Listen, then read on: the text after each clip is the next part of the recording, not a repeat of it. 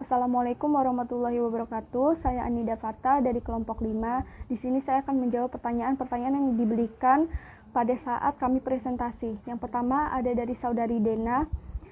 Bagaimana caranya menjual barang dengan dua macam harga yang berlainan antara cash dan kredit, dan apa hukumnya?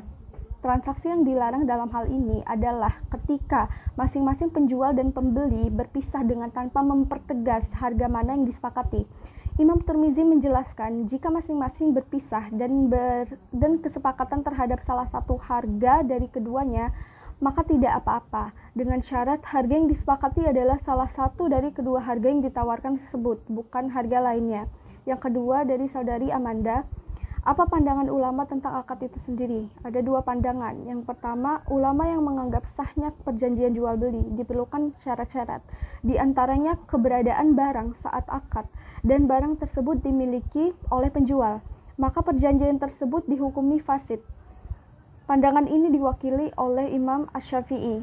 Yang kedua, ulama yang menganggap bahwa akad untuk jual beli adalah sebuah akad baru dan belum ada namanya serta belum ada ketentuan hukumnya di dalam Al-Quran maupun di hadis, serta berpendirian bahwa akad tersebut merupakan contoh dari adanya asas kebebasan berkontrak dalam Islam. Yang ketiga, pertanyaan dari saudari Lulu.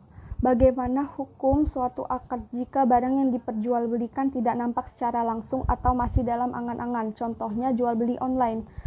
Hukum asal muamalah adalah al-ibahah atau boleh, selama tidak ada dalil yang menentangnya.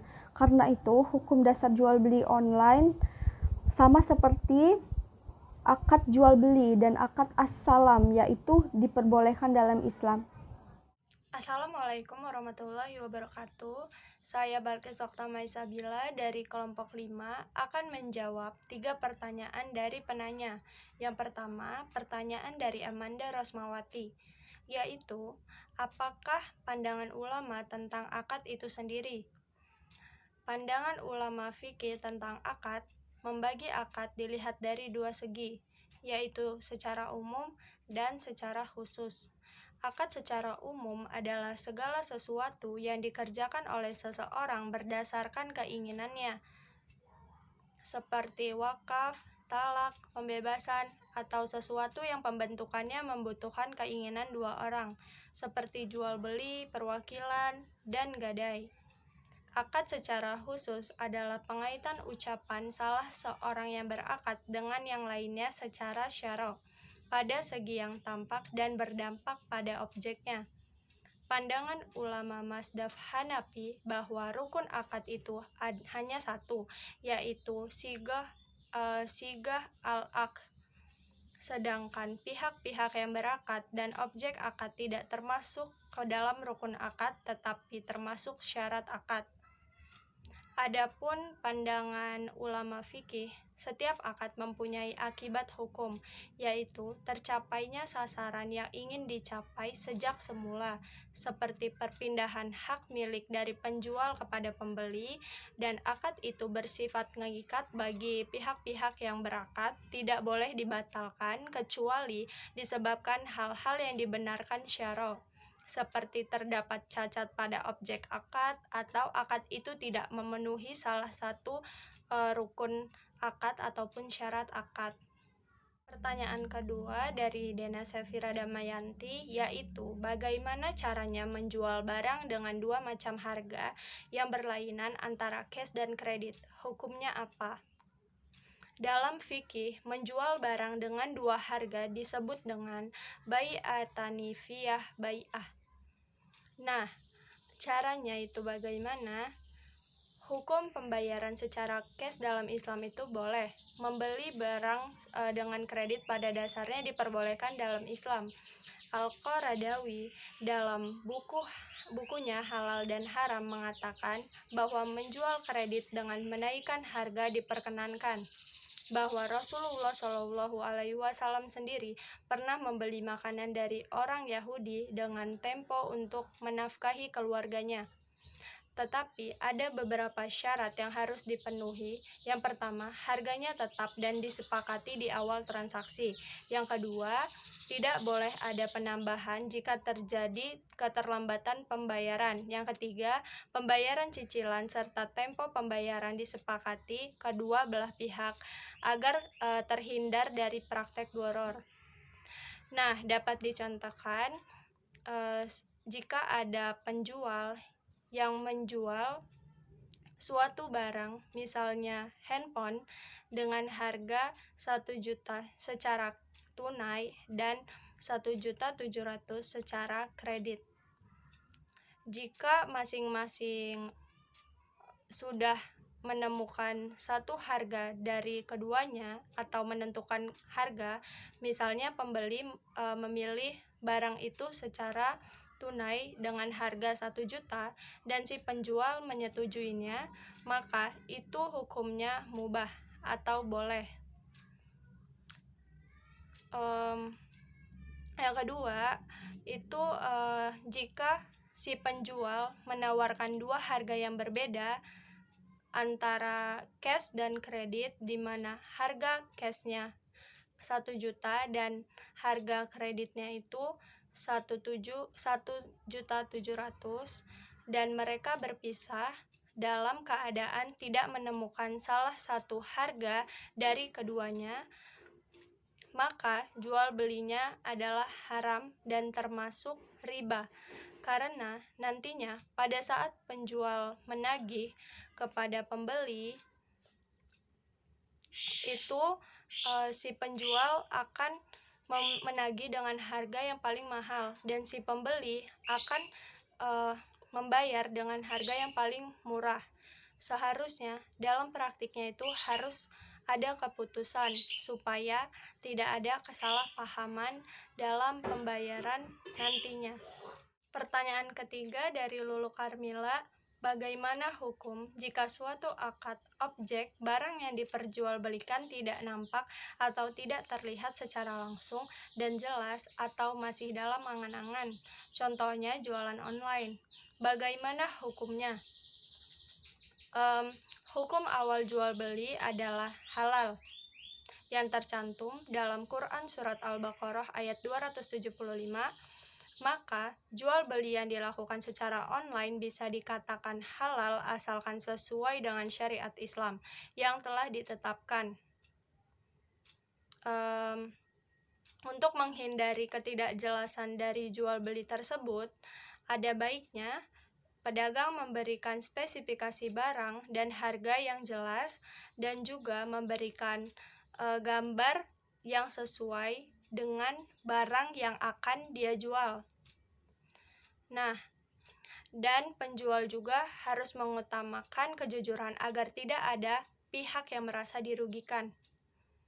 Untuk akadnya, di saat penjual memposting barang dan mengatakan bahwa barang tersebut dijual, maka penjual tersebut melakukan ijab, dan ketika pembeli telah mengklik barang yang dijual oleh penjual untuk dibeli, maka pembeli telah melakukan qabul.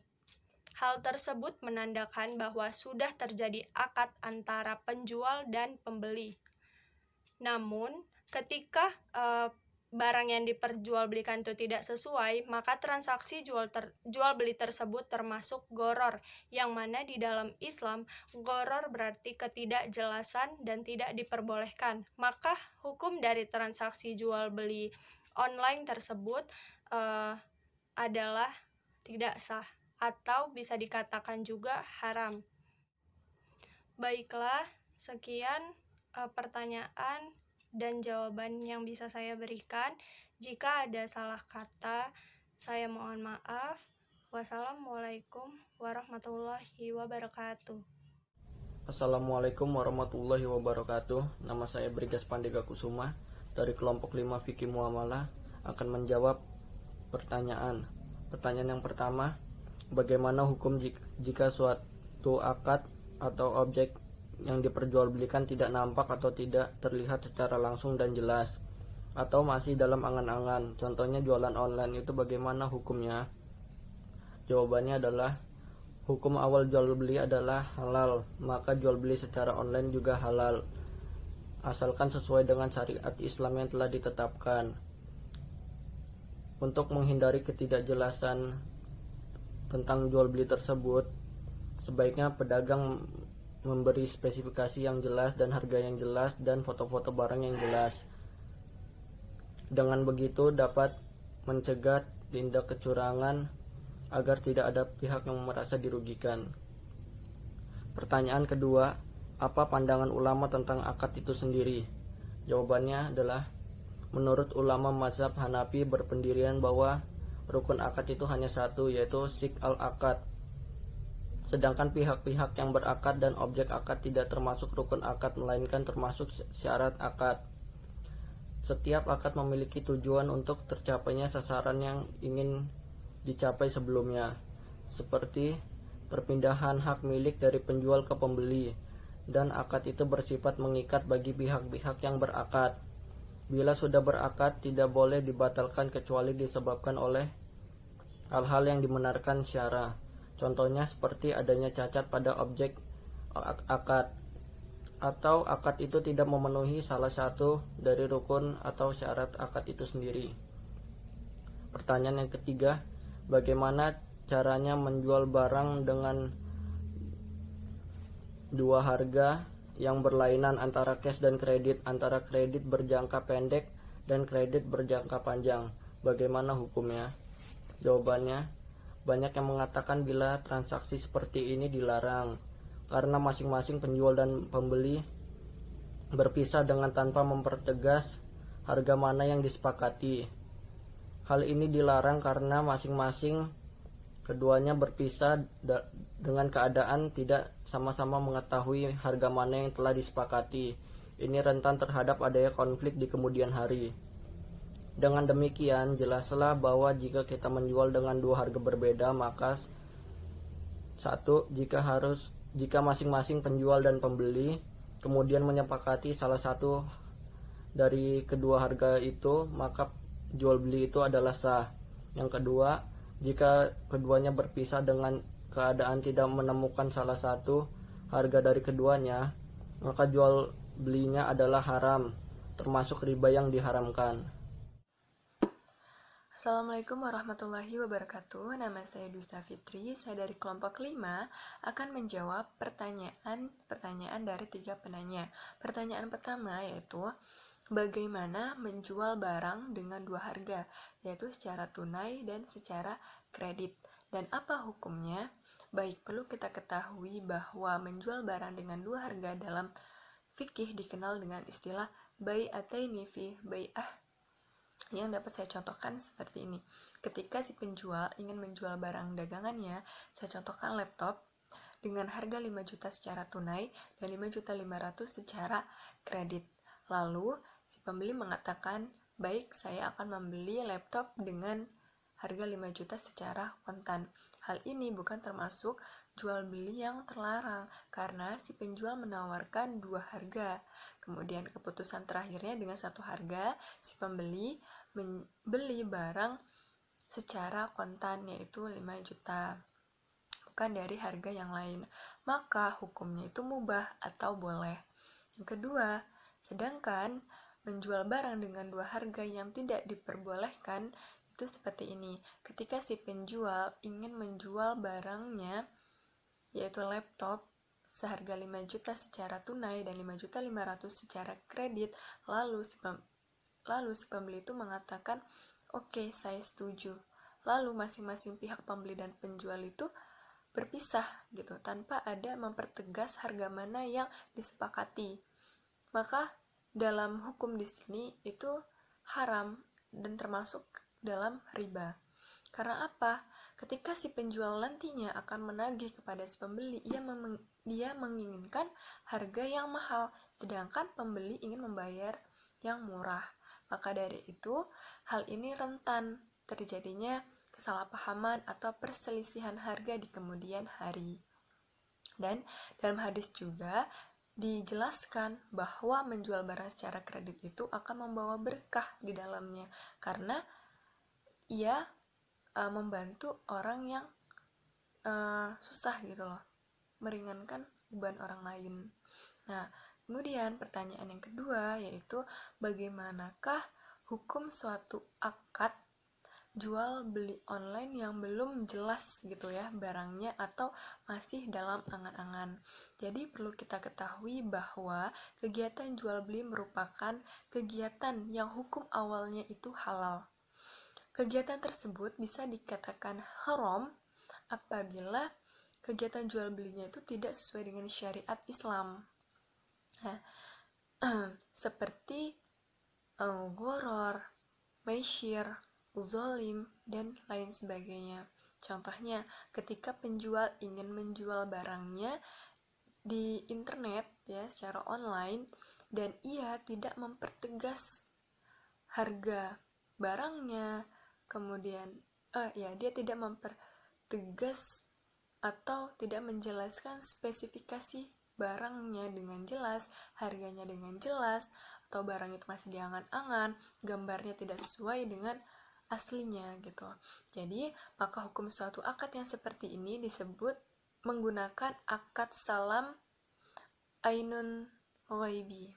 Yang pertama, jual beli yang belum pernah dilihat atau disaksikan, maka hukumnya tidak boleh. Ketidakbolehan ini disebabkan karena tidak ada barangnya dan sama sekali belum terlintas di benak para penjual maupun pembeli.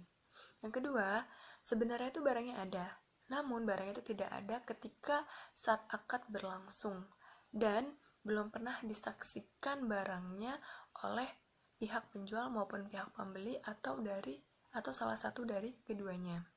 Hal ini menyatakan bahwa ketidaksahan dalam jual beli karena mengandung unsur gharar gitu. Karena ketidaktahuan barang mana sih itu yang diperjualbelikan.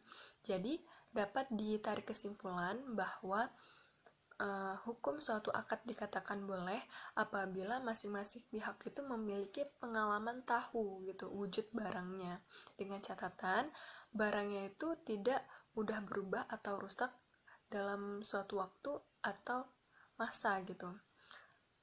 Dan yang kedua, hukum suatu akad itu dikatakan tidak boleh apabila belum melihat wujud barangnya gitu, atau wujud barangnya itu mudah berubah atau rusak. Nah, hal ini tidak sahnya akad karena di dalamnya mengandung unsur gharar gitu. Wallahu a'lam bishawab ya, seperti itu. Jadi yang ketiga, pertanyaan ketiga atau pertanyaan terakhir terkait dengan apa sih pandangan ulama gitu terkait akad tersebut ya. Dalam pendapat ulama fikih gitu, akad memiliki dua makna. Yang pertama itu makna umum, yaitu akad ialah semua komitmen yang dilakukan oleh setiap manusia dan menimbulkan hukum syar'i. Nah, komitmen di sini berasal dari satu pihak, dua pihak, atau beberapa pihak, ya kan? Nah, seperti contohnya akad jual beli, akad sewa menyewa, akad nikah, kemudian akad tolak, akad sumpah, akad sedekah, dan lain sejenisnya. Yang kedua, yaitu sedangkan akad yang memiliki makna khusus, yaitu didefinisikan bahwa akad adalah transaksi yang ditandai dengan ijab dan qabul atau yang mewakili keduanya. Nah, dan dilaksanakan dengan sesuai syariat Islam.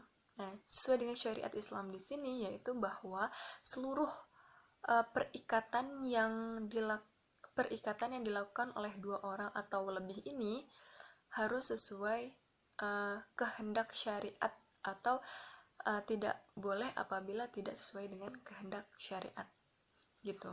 Jadi dalam rukun akad ya, jumhur ulama itu menyatakan bahwa rukun akad itu hanya terdiri dari akid, orang yang berakad, kemudian ada mauqut alaih, itu objek yang diakadkan, kemudian sighat al-akid, itu tujuan atau pernyataan dari akad tersebut, gitu. Dan sedangkan menurut ulama mazhab Hanafi, ia hanya berpegang satu rukun saja, yaitu sighat al-akid, karena menurutnya bahwa kalau akid